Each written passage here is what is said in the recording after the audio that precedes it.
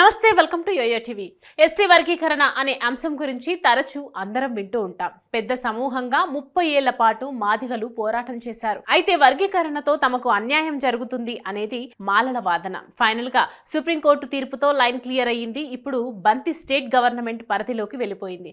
దశాబ్దాల పోరాటానికి సుప్రీం తీర్పుతో ఫలితం దక్కింది. అయితే అత్యున్నత న్యాయం తీర్పుతో అయిన ఏబిసిడి వర్గీకరణపై అంతా సర్దుకుంటుందా? మాలల అభ్యంతరాలు ఏంటి?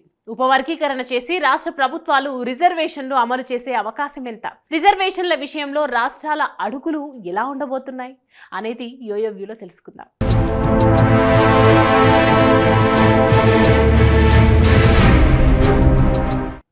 సుప్రీంకోర్టు ఒకే ఒక్క తీర్పుతో దశాబ్దాల పోరాటం, 30 ఏళ్ల ఉద్యమం, లక్షల మంది ఆకాంక్షలకు ఊపిరిపోసింది. దశాబ్దాల పాటు నిర్విరామంగా ఎన్నో ప్రభుత్వాలకు కంటి మీద కునుకు లేకుండా చేసిన ఇష్యూకి ఎండ్ కార్డ్ వేసింది. ఎస్సీ ఎస్టీల ఉపవర్గీకరణను రాష్ట్రాలు చేయవచ్చని సుప్రీంకోర్టు చారిత్రాత్మక తీర్పును ప్రకటించింది. విద్యా సంస్థల్లో ప్రవేశాలు, ప్రభుత్వ ఉద్యోగాలు, ఎస్సీ ఎస్టీలకు కేటాయించిన రిజర్వేషన్లను ఉపవర్గీకరణ చేసే అవకాశం రాష్ట్రాలకు ఉంటుందని అత్యున్నత న్యాయస్థానం స్పష్టం చేసింది. సిజేఐ జస్టిస్ డివై చంద్రచూడ్ ఆధ్వర్యంలోని 7 రాజ్యాంగ ధర్మాసనం 6:1 తీర్పునిచ్చింది. వ్యవస్థగతంగా ఎదుర్కొంటున్న వివక్ష కారణంగా ఎస్సీ ఎస్టీ వర్గాల వారు పైకి రాలేకపోతున్నారు.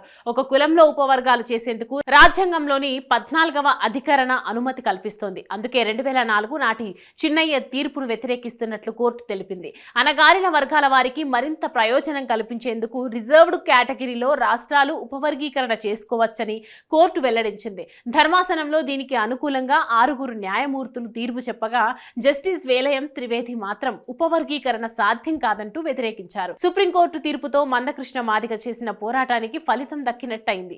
30 ఏళ్ల కింద ఆయన ప్రారంభించిన పోరాటంలో భాగంగా ప్రధాని మోడీ మద్దతు కూడా కూడగట్టగలిగారు. తెలంగాణ అసెంబ్లీ ఎన్నికలకు ముందు సికింద్రాబాద్ పెరేడ్ గ్రౌండ్ లో సభ పెట్టి ప్రధాని మోడీతో వర్గీకరణకు మద్దతు ప్రకటింపజేశారు. కమిటీ వేస్తామని ప్రధాని నోటా చెప్పించారు. ఆ వేదికపై మందకృష్ణ ఎమోషనల్ అయ్యారు.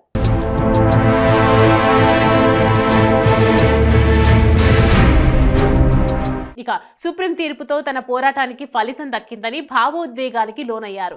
అయితే సుప్రీంకోర్టు తీర్పును 2 రాష్ట్రాల సీఎంలు స్వాగతించారు. తాము గతంలోనే వర్గీకరణకు సంబంధించిన రిజర్వేషన్లను అమలు చేశామని ఏపీ సీఎం చంద్రబాబు తెలిపారు. ప్రతి వర్గానికి న్యాయం చేయడం టీడీపీ సిద్ధాంతమని చంద్రబాబు చెప్పారు. ఇక తెలంగాణ సీఎం రేవంత్ అయితే ఇప్పటికే ఇచ్చిన ఉద్యోగాల నోటిఫికేషన్లలో కూడా వర్గీకరణ అమలు చేస్తామంటూ అసెంబ్లీలో ప్రకటన చేశారు.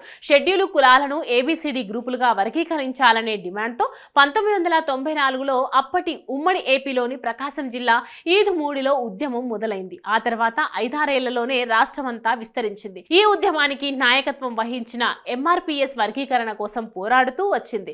రాష్ట్ర విభజనతో పాటు చట్టపరమైన, న్యాయపరమైన, సాంకేతికమైన కారణాలతో ఎస్సీ వర్గీకరణ ఇన్నాళ్లుగా ఎటూ తేలకుండా ఉండిపోయింది.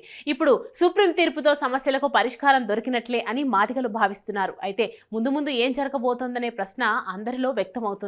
అయితే ఇక్కడ ఎస్సీలలో మొత్తం 59 కులాలున్నాయి. 2011 జనాభా లెక్కల ప్రకారం ఎస్సీలు 1,38,78,000.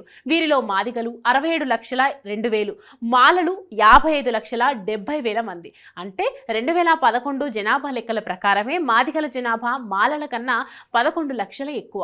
మొత్తం ఎస్సీలో జనాభాలో ఈ 2 కులాలు జనాభా 80% ఉంటుందని అంచనా. మిగతా 57 కులాల్లో పెద్ద సంఖ్య రెల్లి కులానిది. వీరు ఏపీలోని 3 ఉత్తరాంధ్ర జిల్లాల్లో ఎక్కువగా ఉంటారు. ఎస్సీలకు మొత్తంగా 15% రిజర్వేషన్ కోటా ఉంది. అయితే ఈ కోటాలో ఎక్కువగా మాలలే లబ్ధి పొందుతున్నారనే చర్చ ఎప్పటి నుంచో ఉంది. జనాభా పరంగా మాలల కన్నా మాదిగల సంఖ్య ఎక్కువగా ఉన్న విద్య, ఉద్యోగ అవకాశాల్లో మాదిగలు చాలా తక్కువ స్థాయిలో ఉన్నారని 1986లో జస్టిస్ రామచంద్రరాజు కమిషన్ తేల్చింది. ఈ విషయంలో మందకృష్ణ చెప్పిన వివరాల ప్రకారం 2011 నాటికి మాదిగలు 18,000 ఉద్యోగాల్లో ఉండగా వాటిలో 80 నుంచి 90% మంది 4వ తరగతి ఉద్యోగాలే అని మందకృష్ణ చెప్తూ వచ్చారు. మరోవైపు మాలలు అన్ని రకాలవి కలిపి 72,000 ఉద్యోగాల్లో ఉన్నారని వివరించారు. రిజర్వేషన్ల ద్వారా ఎస్సీలకు లభించిన ఉద్యోగాల్లో 80% మంది మాలలకు, దాని ఉపకులాల వారికి దక్కగా మాదిగ దాని ఉపకులాలకు దక్కింది కేవలం 20% అని మాదిగ నేతలు అంటున్నారు. రాజకీయ రంగంలో కూడా ఈ తేడా కొనసాగించిందనేది వాళ్ళ వాదన. 2011 నాటికి ఉమ్మడి ఏపీలో 39 అసెంబ్లీ సీట్లు ఎస్సీలకు ఉండగా అందులో 30 మంది మాలలు ఎమ్మెల్యేలు కాగా మాదిగలు కేవలం 9 మంది మాత్రమేనని ఎంఆర్పీఎస్ నేతలు చెబుతున్నారు.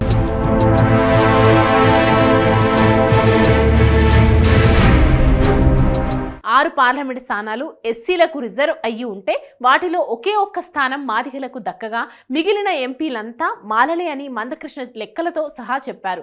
ఈ నేపథ్యంలోనే ఎస్సీ కులాలను ఏబిసిడి గ్రూపులుగా విభజించి ఆయా కులాల జనాభా నిష్పత్తి ప్రకారం 15% ఎస్సీ రిజర్వేషన్ కోటాను డిమాండ్తో 1994లో ఎంఆర్పీఎస్ ఉద్యమం మొదలుపెట్టింది. అయితే ఈ వర్గీకరణ డిమాండ్పై మాలలు అభ్యంతరం చెప్తూ వస్తున్నారు. సబ్ కేటగిరీ సామాజిక వ్యత్యాలకు కూడా దారి తీస్తుందని మాలలు వాదిస్తూ వచ్చారు. మాదిగలకు ప్రభుత్వం నుంచి పథకాలు పొందే అవకాశం ఉంటుందని, కానీ మాలలకు ఆ అవకాశం ఉండదని మాల మహానాడు వాదించింది. మరోవైపు జస్టిస్ రామచంద్రరాజు నివేదిక ఆధారంగా 1997 జూన్ 6న ఉమ్మడి ఏపీలో తెలుగుదేశం ప్రభుత్వం 15% ఎస్సీ కోటాను విభజిస్తూ జీవో ఇచ్చింది. ఏ గ్రూప్ లో రెల్లిదాని అనుబంధ కులాలు సహా మొత్తం 12 కులాలను కలుపుతూ వారికి 1% కోటాను ఇచ్చారు. బి గ్రూప్ లో మాదిగలతో పాటు 18 ఉపకులాలను చేరుస్తూ వారికి 7% కోటాను కేటాయించారు. సిలో మాల దాని ఉపకులాలను మొత్తం 26 ఉపకులాలను చేరుస్తూ వారికి 6% కోటాను ఇచ్చారు.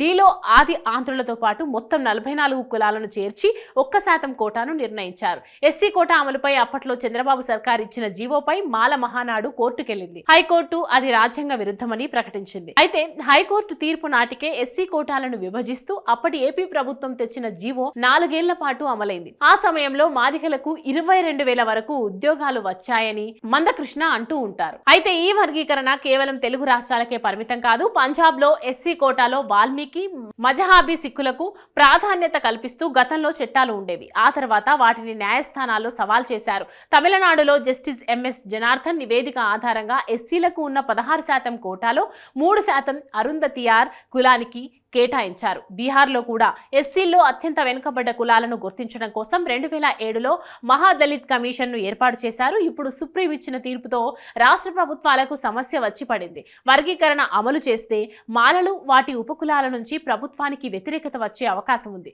దీంతో రాష్ట్ర ప్రభుత్వాలు ఎస్సీ వర్గీకరణను ఎలా అమలు చేస్తాయి అనేది తెలియాల్సి ఉంది.